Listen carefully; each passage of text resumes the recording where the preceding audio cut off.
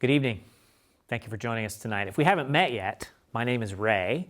I serve as the founding director at Skookum Kids, and it's my task now to tie everything we've heard together, ask for money, and send you off with glad tidings of good cheer. So let's see how we do. You know, foster care, as we know it today, began in 1853. It's not that long ago. A faith-based agency in New York City called the Children's Aid Society would take in abandoned or orphaned children from the city and place them with families willing to provide the children with a good life and an education. But by 1854, that's less than a year after the organization was founded, they concluded that there were not enough families to care for all of the children in need. Too many children, not enough homes. And that has largely been the story of foster care ever since. Too many children and not enough homes. It was certainly one of the major reasons why Skookum got started in the first place 5 years ago. On July 10th, 2015, the first children arrived at Skookum House. Now that's a big deal because 57% of nonprofits fail in their first 5 years. And frankly, we've come close a couple times. But here we are, still standing. And not only that, we have largely accomplished everything we set out to do.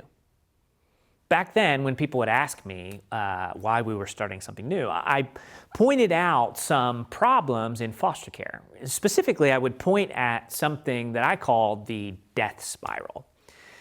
What was happening at the time was when children were entering foster care, especially outside regular business hours, evenings and weekends, there was no safe place for them to go.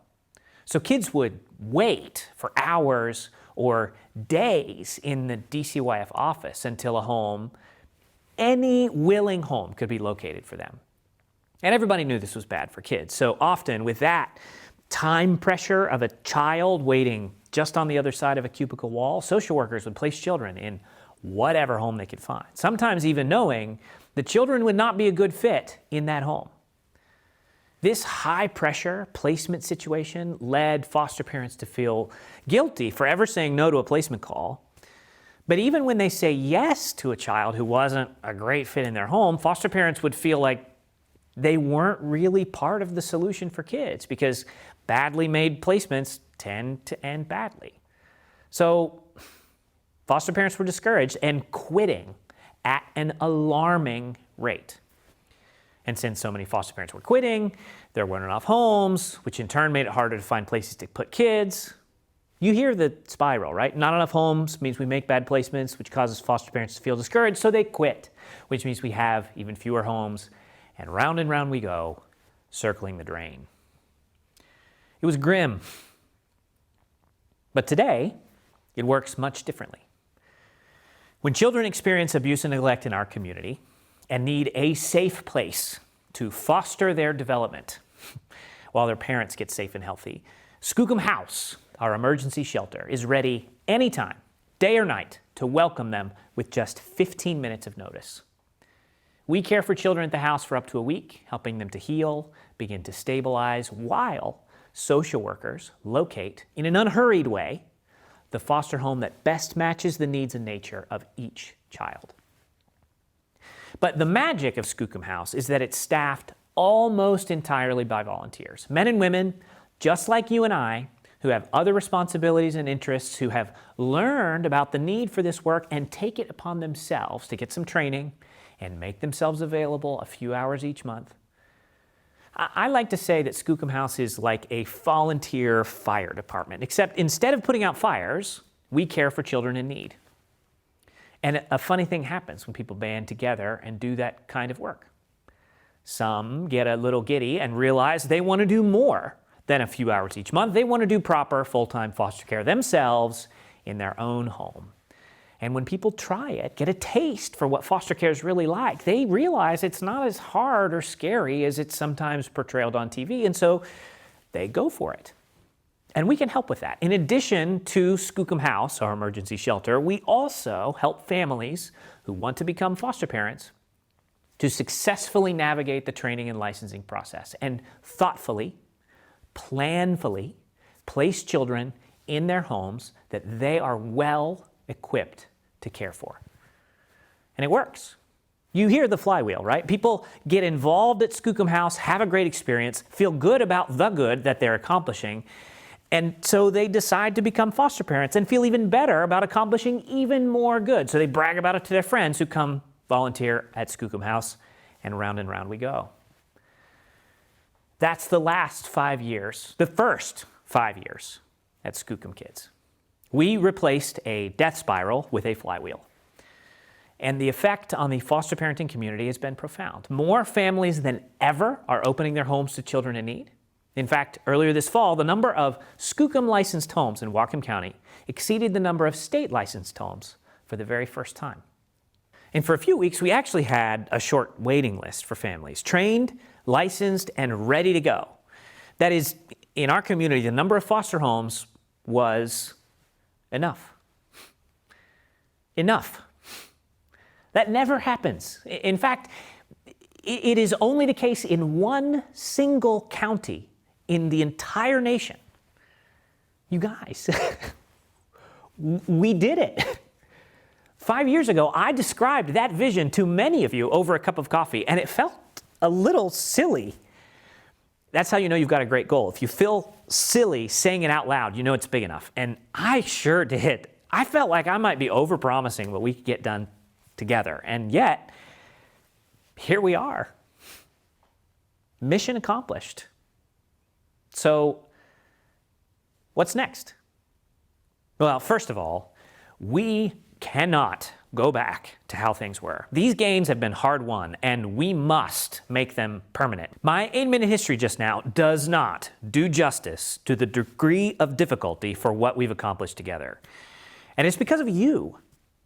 There is a cause and effect relationship between your continued generosity and the fact that today, families and children in Bellingham who find themselves entangled with the foster care system in some way have a much better chance at a good experience and a favorable outcome than they had 5 years ago. You made that true. And we cannot stop now. We've talked about our mission as repairing the foster care system, as if Skookum is somehow outside the system, tinkering on it. But that's misleading, because somewhere along the way, we all became an integral part of the system. We raged against the machine, but today, we are the machine. This foster care thing doesn't work correctly in Bellingham anymore without Skookum. All of us, if you work, volunteer, foster, or financially support Skookum in some way, you are part of this beautiful, imperfect system for taking care of families and children that we call foster care. So, if we're not happy with how something works today, we need to look in the mirror. If we want the system to be better or different in some way, we need to be better or different in that way. So here's a thought experiment for tonight. If we were still that same scrappy bunch of outsiders looking up the big bad system with ambitions to repair it, what would we want to do? Or maybe said another way, what would 2015 Ray yell at 2020 Ray about on YouTube? And I think there are two things. First of all, I would probably point out that 2020 Ray needs a haircut. And if you've been following along closely, you may recall that about a year ago, we started building relationships and laying the groundwork for a second Skookum House somewhere in central Washington. We're doing that because we have long thought this approach, a volunteer-centric emergency shelter that leads to foster care licensing, would work well in other places too. And sure enough, Yakima, Ellensburg, and the Tri-Cities are dealing with a foster care death spiral of their own right now. And we believe the same approach, which has brought so much good here, would have a similar effect over there. An advisory group of sorts, sort of like a proto-board, has formed. And perhaps caught in a wave of nostalgia, I told that group, just like I did in Bellingham, that I would not get a haircut until we were operational in central Washington. I wasn't too worried though. We were making great progress. And then COVID hit. And since March, we've largely just been waiting for the COVID situation to change in that part of the state. But recently, the advisory group made the difficult decision to shift its attention away from Yakima and place the emergency shelter instead in neighboring Ellensburg, where we can move forward right away with a location that will still be in range for children from all of central Washington. Watch for a sudden surge of progress in central Washington and maybe even a haircut for me very soon. Second, reunification. You know, you've heard a lot about our effort on this tonight, but there's still work to be done. The rate at which children in foster care successfully reunify with their family of origin is just 51%. And that's not good enough. Families who get separated by foster care deserve better than coin flip odds of finding each other again. This is a tough thing to work on because we cannot control parents' actions. If parents continue to use drugs or neglect the needs of their children, the best we can do is place those children into safe homes where they will be loved and maybe adopted. But in the vast majority of cases, parents and children both desperately want to rebuild their family. And both parents and children need some support to make that possible. So what does it take to help a family like this reunify? Well, you've heard several examples of it tonight. Consistent, high-quality family time, brave, creative co-parenting, timely, grace-filled truth-telling, expansive ideas of community and family and hope. Bottomless, enthusiastic, reckless hope for everyone, kids and parents alike, caught up in these tragic situations.